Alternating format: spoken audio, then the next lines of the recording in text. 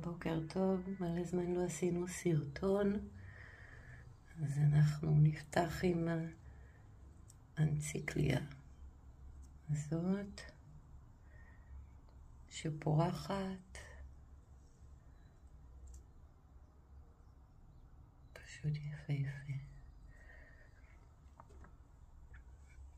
היא גם מצמיחה גבעולים חדשים, בלבים חדשים, קצת צמאה, אבל היא פורחת. זו פריחה שלישית שלה.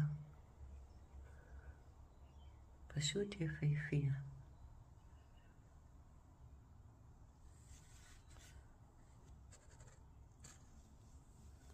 מאוד מאוד מאוד יפה. נראה מה השם המלא שלה. משהו אנציקליה.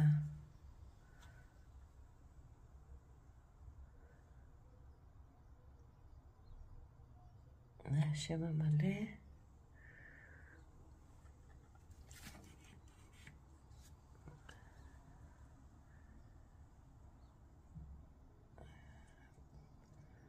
פרחים יפהפיים.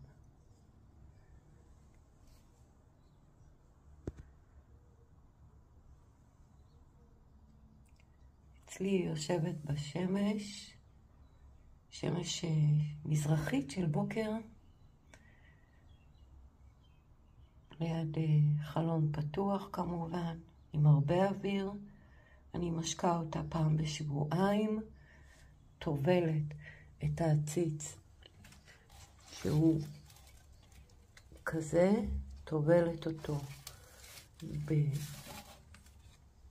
בקערה עם מים במשך 10 דקות, וזהו.